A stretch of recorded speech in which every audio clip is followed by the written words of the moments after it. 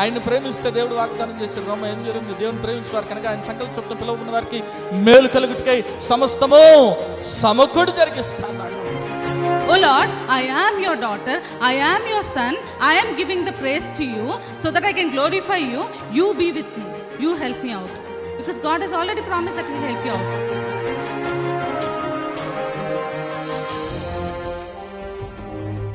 ఎన్నో మార్లు ఆయన తప్పులు చేస్తూ పాపము చేస్తూ నీకు విరోధంగా నడుస్తున్న మా కొరకు నాయన, అవిధేయులైన మా కొరకు ప్రభా నాయన తండ్రి, నీవు ఆ సెలవులో వెల చెల్లించావు కదా నాయన తండ్రి. నీవు నాయన మరణాన్ని జయించడం ద్వారా, సజీవుడు అవటం ద్వారా నాయన ప్రభా తండ్రి యేసయ్యా, మరి నాయన మేము ఈరోజు సజీవులుగా ఉన్నాం కదా తండ్రి.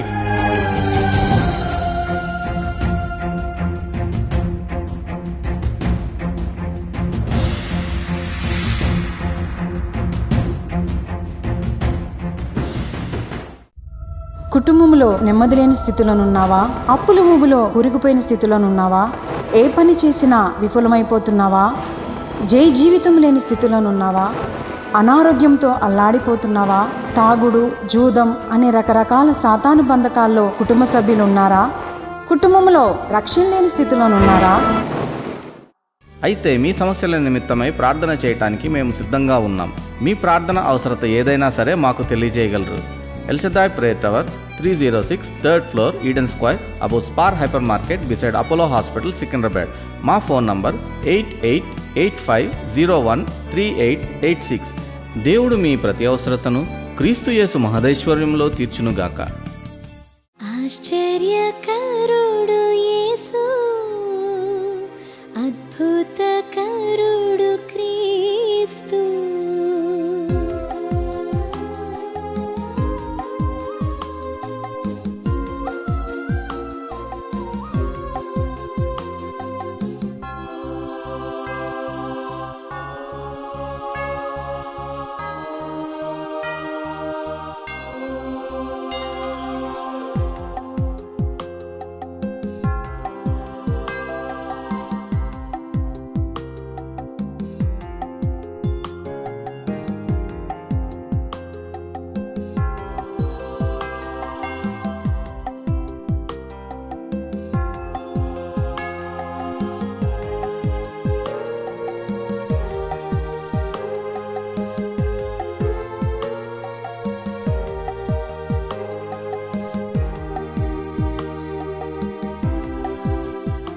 హలో అండి, ప్రెజలాడ్ అందరికీ. నా పేరు రాజేష్ అండి, మధ్యలక్కవరం రాజుల దగ్గర.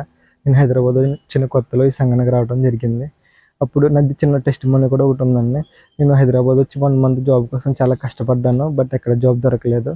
నేను ఈ సంఘానికి వచ్చి అన్న ద్వారా ప్రేయర్ చేయించుకుని సండే వచ్చాను. నేను ప్రేయర్ చేయించుకుని నాకు వెనస్డే కల్లా జాబ్ వచ్చిందండి. వెళ్ళాను ఇంటర్వ్యూ. ఆ రోజు నాకు జాబ్ ఆఫర్ లెటర్ అనేది రిలీజ్ చేయడం జరిగింది.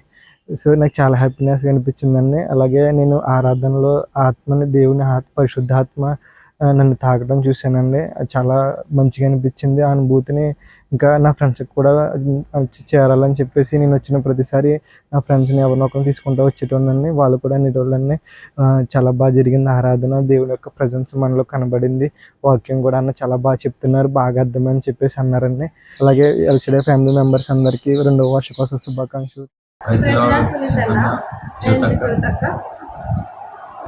మేము లాస్ట్ ఇయర్ నవంబర్లో ఫస్ట్ యానివర్సరీకి వచ్చాము. అప్పుడు నా వైఫ్ 6 months బేబీ క్యారింగ్ ఉండే. సో మేము అప్పుడు హాస్పిటల్కి వెళ్ళినప్పుడు doctor baby heart not visible అని చెప్పారు. March 1st మా వైఫ్కి డెలివరీ అయింది. ఆంటీ అన్నకి మెసేజ్ చేశారు. సో అన్న రెస్పాండ్ అయ్యి మా కోసం ప్రార్థన చేశారు. అలాగే మా గురించి రెగ్యులర్గా ప్రేయర్లో పెట్టారు. డెలివరీకి వెళ్ళే ముందు కూడా మేము అన్నకి కాల్ చేసి ప్రేయర్ చేయించుకోవడం జరిగింది. సునీతన్న ప్రేయర్ చేశారు. మా వైఫ్కి నార్మల్ డెలివరీ అయింది. మాకు బాబు పుట్టాడు. మా గురించి ప్రార్థన చేసిన ప్రతి ఒక్కరికి వందనాలు తెలియజేస్తున్నాము. అలాగే ప్రేయర్ టవర్స్ ఇంకా ఇలాంటి ఎన్నో యానివర్సరీలు చేసుకోవాలని, మంచిగా ముందుకు సాగాలని మనస్ఫూర్తిగా కోరుకుంటూ అందరికీ thank you. Praise the Lord. Praise the Lord to సునీతన్న అండ్ జ్యోతి సిస్టర్. నేను సందీప్ కుమార్ మాట్లాడుతున్నాను, యునైటెడ్ కింగ్డమ్ నుంచి.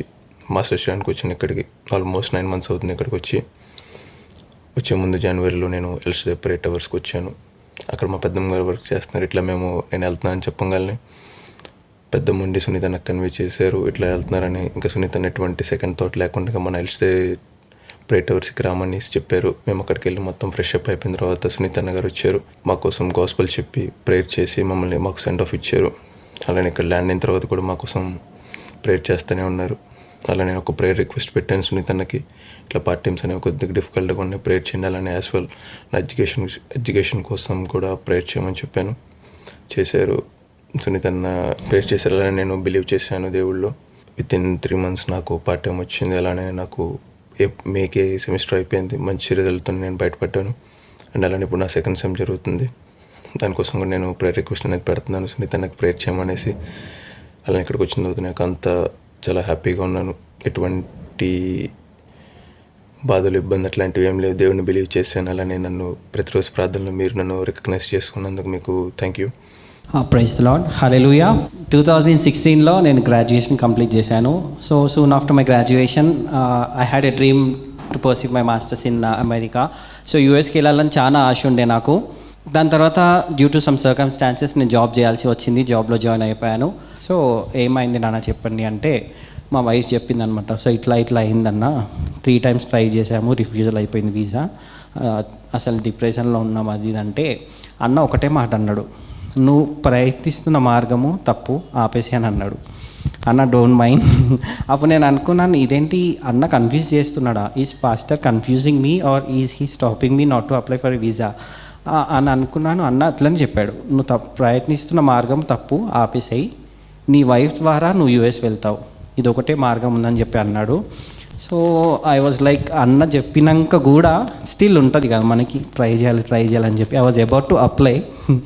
సో అన్న చెప్పినాక కూడా నేను చేద్దామని అనుకున్నాను. బట్ వైఫ్ అన్నది వద్దు, విల్ వెయిట్ ఫర్ దట్ అని అన్నది. సో అది అయిపోగానే మొన్న 12th March నేను ఇంటర్వ్యూకి వెళ్ళాను. 4th time నా వీసా అప్రూవ్ అయింది without asking any question. This time also they just saw my wedding certificate and wedding pictures. ఇవి చూసి వీసా అప్రూవ్ చేశాడు. So all through my journey what I learned was submit everything into God's hand. Eventually you will see God's hand in everything, అంతే. So అన్న stood as a back support for both of us. నాకు నా వైఫ్కి ఎప్పుడు call చేసినా available ఉంటుండే. ప్రతి time ఇక్కడికి వచ్చినప్పుడు వాళ్ళు చెప్తుండే మీకు ఖచ్చితంగా వీసా వస్తుంది అని చెప్పేసి. I thank God for this opportunity and thank అన్న for this time. My name is Yona, this is my testimony. 2022 డిసెంబర్లో నేను నా ఫ్యామిలీ తోటి అన్న దగ్గరకు రావడం జరిగింది. ఆ టైంలో నాది PG MSc బయోటెక్నాలజీ కంప్లీట్ చేశాను. చేసి నేను యూఎస్కి వెళ్ళడానికి IELTS కోచింగ్ తీసుకుంటున్నాను.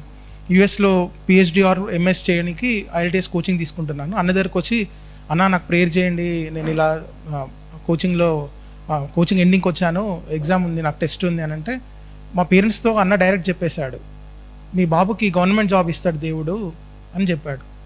చెప్పినప్పుడు నేను ఇంటికి వెళ్ళినాక ఆలోచించాను, ప్రభా మరి నేను IELTS కోచింగ్ తీసుకొని అంటే నా ప్యాషన్ ఏమో బయటకు వెళ్ళాలని ఉంది, నేను ఏం చేయాలి ప్రభా అని అలా వెయిట్ చేశాను. కరెక్ట్ 1 year తర్వాత లాస్ట్ ఫిబ్రవరిలో డివైన్ కనెక్షన్ తోటి దేవుడు సెంట్రల్ గవర్నమెంట్ జాబ్ నాకు ఇచ్చాడు. ఆ రోజు అన్న ప్రాఫిట్గా చెప్పాడు, అది ఈ ఇయర్లో దేవుడు నా జీవితంలో ఫుల్ఫిల్ చేశాడు. ఇండియన్ ఇమ్యునాలజికల్స్ లిమిటెడ్ గచ్చిబౌలిలో హ్యూమన్ క్లినికల్ ట్రయల్స్లో దేవుడు నాకు ఒక డోర్ ఓపెన్ చేశాడు.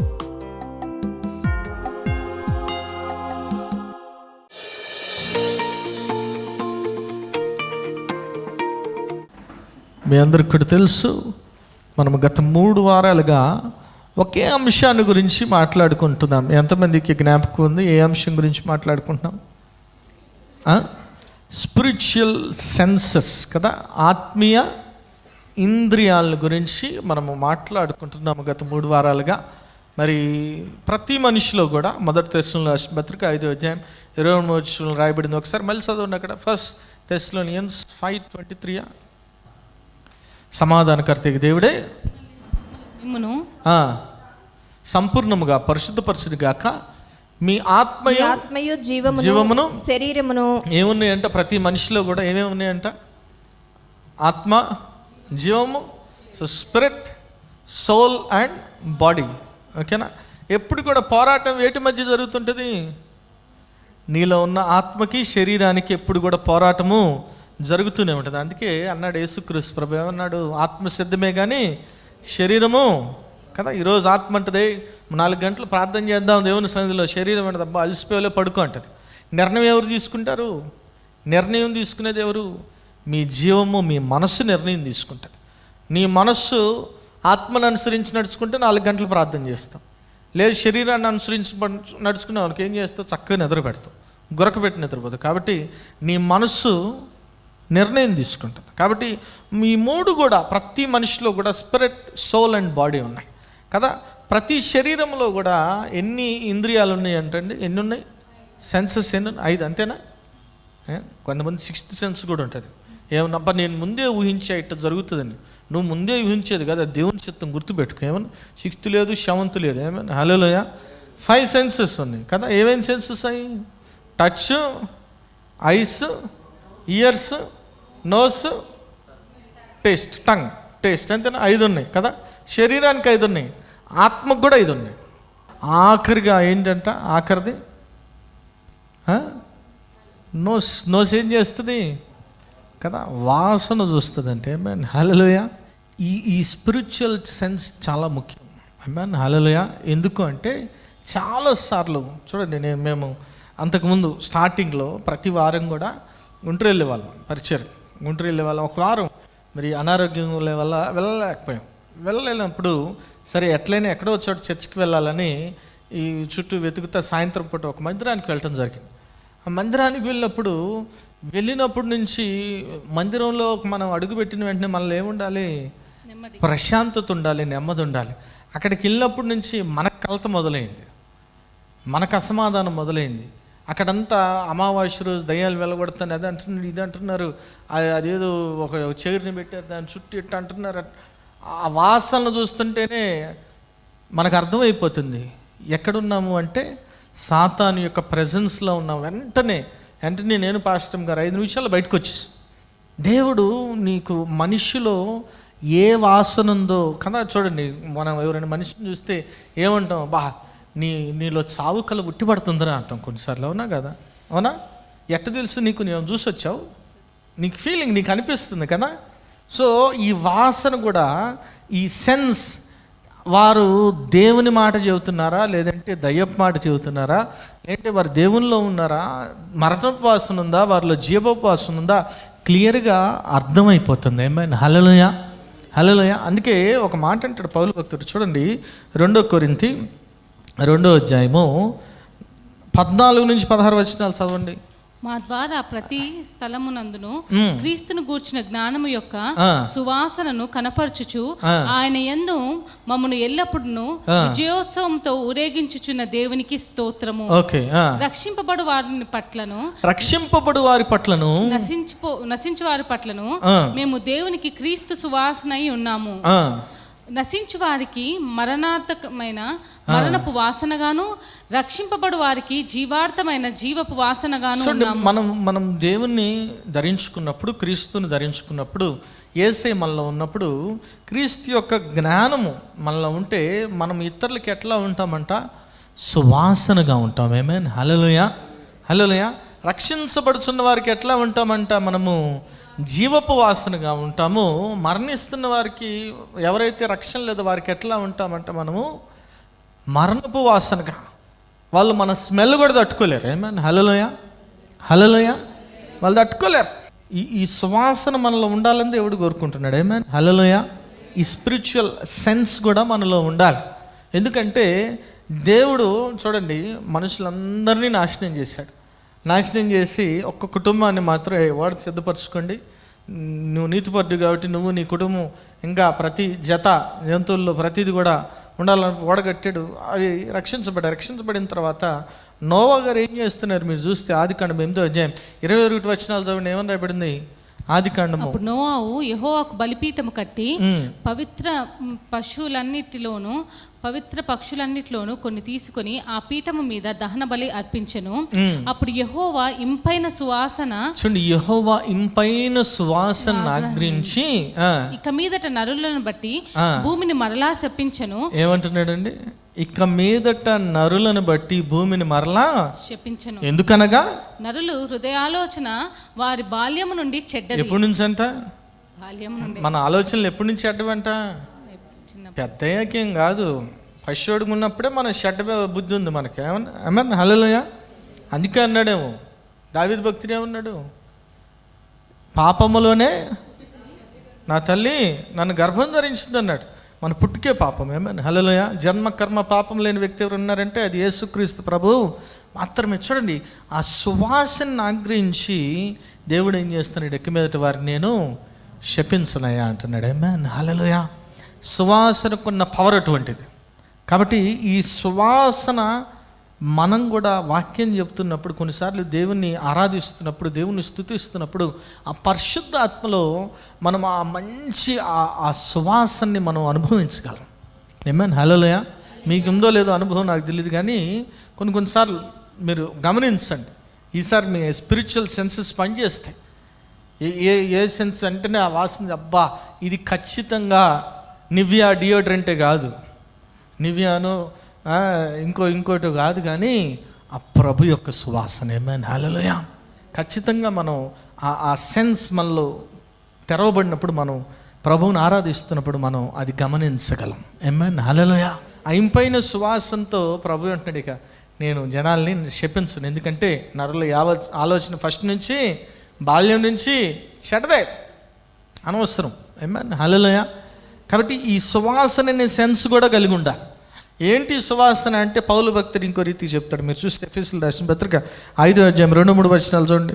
క్రీస్తు మిమ్మును ప్రేమించి పరిమళ వాసనగా ఉండుటకు క్రీస్తు మిమ్మును ప్రేమించి పరిమళ వాసనగా ఉండుటకు మన కొరకు తన్ను తాను దేవునికి అర్పణగాను బలిగాను అర్పించుకొనెను. అలాగుననే మీరును ప్రేమ కలిగి నడుచుకోండి. మనము పరిమళ వాసనగా ఉండాలంటే ఎట్లా నడుచుకోవాలంట? సో ఈరోజు మనం పరిమళ వాసనగా ఉండాలంటే ఏం చేయాలా? ఎన్ని సెంట్లు కొట్టుకున్నా, ఎన్ని పర్ఫ్యూమ్లు కొట్టినా ఉపయోగం లేదు. ఏముండాలి? హృదయంలో ప్రేమ ఉండాలి.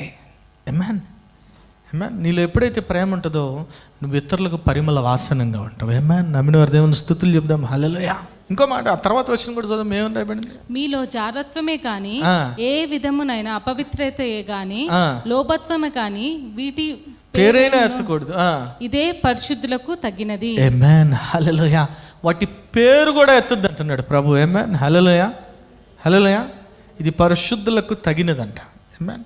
కాబట్టి ఈరోజు దేవుని ప్రేమ నీలో ఉంటే నీవు ఈ లోకానికి పరిమళ సువాసనగా ఉంటావు. ఆమేన్ హల్లెలూయా. ఆమేన్. కాబట్టి ఈ 5 సెన్స్లు కూడా మనలో ఉండాలి. ఏమేమి ఉండాలి? ఫీలింగ్స్, టచ్, ఐస్ ఆత్మీయ నేత్రాలు, ఆత్మీయ చెవులు, ఆత్మీయ నోరా టేస్ట్ రుచి చూసే నోరు, ఆత్మీయ ఆఖరిదేంటి?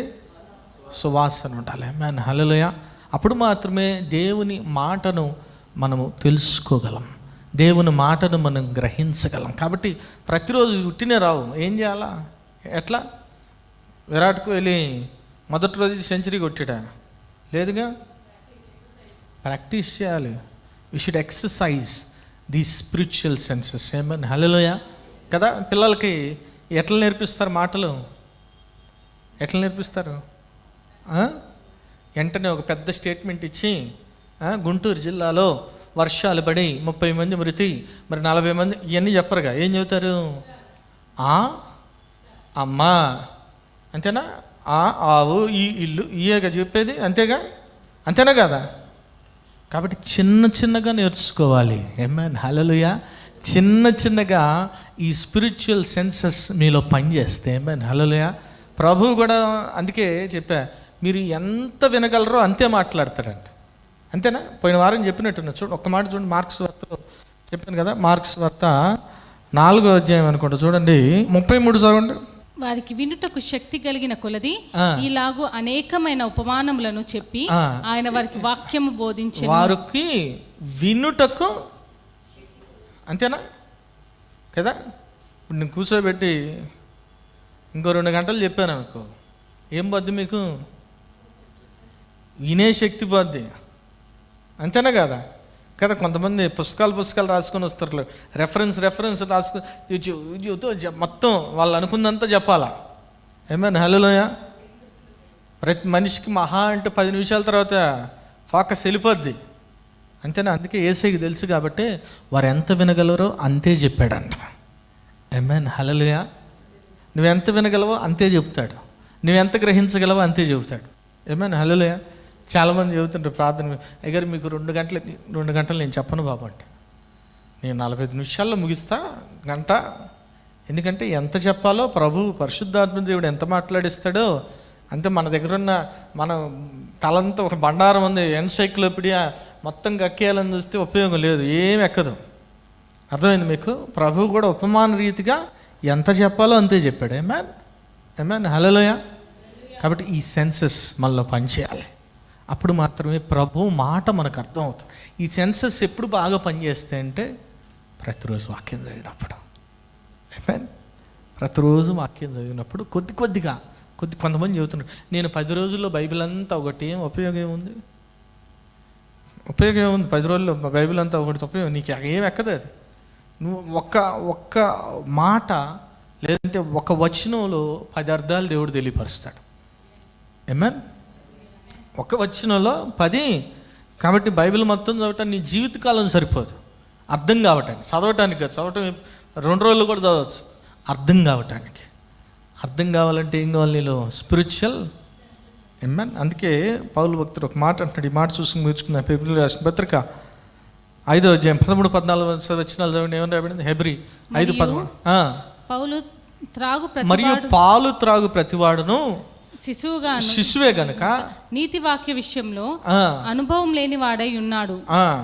వయస్సు వచ్చిన వారు అభ్యాసం చేత మేలు కీడులను వివేచించుటకు సాధకము చేయబడిన జ్ఞానేంద్రియములు కలిగి ఉన్నారు కనుక బలమైన ఆహారం వారికి. ఎవరికి బలమైన ఆహారం కావాలంట? ఆమేన్, అర్థమైంది మీకు? ఎవరికైతే ఈ స్పిరిచువల్ సెన్సెస్ ఉంటాయో వాళ్ళకి పాలు తాగించిన అవసరంలా, అంతేనా కదా? వాళ్ళకి బలమైన, సో మీకు బలమైన ఆహారం పెడుతున్నాం, ప్రతి వారం పెడుతున్నాం, ప్రతి ఫ్రైడే పెడుతున్నాం. కాబట్టి అవి అర్థం చేసుకోవడానికి మీరు ఏం కావాలి? జ్ఞానేంద్రియములు కావాలి. ఇంకా పాలు తాగే స్టేజ్ కాదు, అంతేనా? చిన్నపిల్లలు అనుకుంటా పాలు, నువ్వు 20 సంవత్సరాలు 30 సంవత్సరాలు అయ్యాక కూడా పాలు అంటే లెఫ్ట్లో ఎక్కుతుంది అంతే, అంతేనా కదా? కాబట్టి ఏం చేయాలి? ఇప్పుడు ఏం తినాల్సిన పరిస్థితి? బిర్యానీలు తినాలా? వాక్యం అనే బిర్యానీ తినాలా? ఆమేన్, హల్లెలూయా. కదా, కొంతమంది వాక్యం చదివంటే చదివా బ్రదరు, 2 వచనాలు చదివాను, ఈరోజు కీర్తనలు చదివా. ఎవరికి చెబుతారు అది? అప్పుడే విశ్వాసంలోకి వచ్చిన వాళ్ళకి. నీకు ప్రకటన గ్రంథం చదివితే అర్థం కాదు కాబట్టి నాన్న కీర్తన చదువు బాబు, సామెతలు చదువు నాయన అంట, అంతేనా కదా? ఇంకా నువ్వు కీర్తనలు 40 దాటి 45 50 దాటాక కూడా ఇంకా కీర్తనలు చదివితే సామెతలు చదువుతుంటే ఉపయోగం లేదు. ఎందుకు లేదంటే, ఎందుకు నువ్వు చదవలేకపోతున్నావు అంటే ఫస్ట్ నీలో జ్ఞానేంద్రియాలు లేవు. దేవుని వాక్యాన్ని అర్థం చేసుకునే జ్ఞానేంద్రియాలు, ఈ లోకాన్ని బాగా అర్థం చేసుకుంటారు వాళ్ళు. ఈ లోకాన్ని అర్థం చేసుకోవడానికి చాలా మంచి సెన్సెస్ ఉంటాయి, కానీ దేవుణ్ణి అర్థం చేసుకోవటానికి దేవుని సెన్సెస్, ఆత్మీయ సెన్సెస్ కావాలి. ఆమేన్, హల్లెలూయా. నీ ఆత్మీయ జీవితం పెంపొందించబడాలంటే నీకు ఆత్మీయ జ్ఞానేంద్రియాలు కావాలి. ఆమేన్, హల్లెలూయా. ఆత్మీయ పంచేంద్రియాలు కావాలి. ఆమేన్, హల్లెలూయా. కాబట్టి బలమైన ఆహారం పెట్టడానికి ప్రభు పరిశుద్ధాత్మ దేవుడు సిద్ధంగా ఉన్నాడు. మరి నీలో జ్ఞానేంద్రియాలు పనిచేస్తున్నాయి లేదో పరిశీలించుకో. ఈరోజు అడుగు ప్రభువుని, ప్రార్థిస్తుండగా ఒక 5 నిమిషాలు మీరు కూడా ప్రార్థన చేసుకోండి. దేవుని సరే, ప్రభా నా ఆత్మీయ నేత్రాలని తెరువు, నిన్ను చూడటానికి నా ఆత్మీయ నేత్రాలు తెరువు, నీ మాటను వినటానికి నాయన నా ఆత్మీయ చెవుల్ని తెరువు నాయన ప్రభా. యేసయ్య, మరి నీ నీ నీ ఆలోచన తెలుసుకోవటానికి నాయన ప్రభా నా ఆత్మీయ మరి టచ్, ఆ భావోద్వేగాలు తెరువు. ఆత్మీయ నోరు కావాలి నాకు నాయన ప్రభా, నాయన ఆత్మీయ మరి ముక్కు కావాలి వాసన చూడటానికి. అడుగుదాం ప్రభు సన్నిధిలో అందరం కూడా ఒక 5 నిమిషాలు నీ మాటను అర్థం చేసుకునే స్పిరిచువల్ సెన్సెస్ మాకు దయచేయి నాయన అని దేవాదేవుని అడుగుదాం. స్తోత్రం నాయన, పరిశుద్ధుడా, పరిగల తండ్రి, దగ్గర దేవానికి వందనాలు నాయన ప్రభా. అవును తండ్రి నాయన, నీ మాటను అర్థం చేసుకోవటానికి నాయన ప్రభా నాయన మరి తండ్రి, మరి నాయన మా హృదయం తెరవబడాలి నాయన, మా కళ్ళు తెరవబడాలి నిన్ను చూడటానికి నాయన ప్రభా. నీ మాట వినటానికి నాయన మా ఆత్మీయ చెవులు తెరవబడాలి నాయన ప్రభా. నీ సన్నిధిని ఆయన అనుభవించడానికి నాయన ప్రభా, నాయన తండ్రి, నాయన ప్రభా మాకు నాయన మరి ప్రభా శ్వాసన్ని నాయన ప్రభా మరి నాయన తెలుసుకునే కృపను నాయన మాకు దయచేయండి నాయన. మరి ప్రభా నీ వాక్యాన్ని తినే కృప మాకు దయచేయండి నాయన ప్రభా తండ్రి యేసయ్య.